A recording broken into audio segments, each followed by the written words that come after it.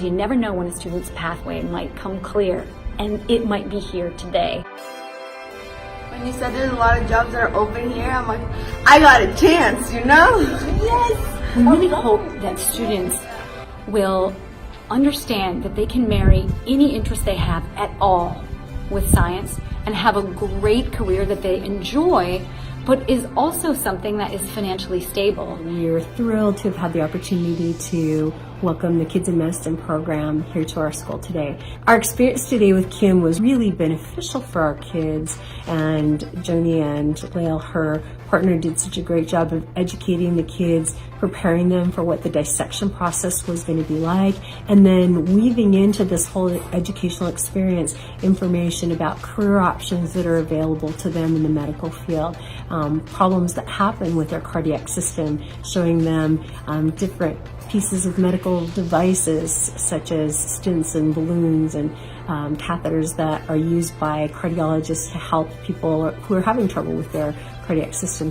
But the highlight was definitely the dissection. And of course, for our kids, this is an experience that they've never had before. And I was just so pleased that they had the instructional video, that they focused on that, listened to the instruction, and Joanie was just great about constantly moving around, rotating, responding to questions, and guiding the kids as they were doing the dissection process. My favorite part really is when a kid comes home from college, or I run into them in a bookstore or something, and they said, I remember doing that program as a 4th grader, 7th grader, high school, and it made such a difference in what I'm doing. There's a lot of ways to find success, but you just have to have that initial exposure to where you have that aha moment that says, my pathway is clear.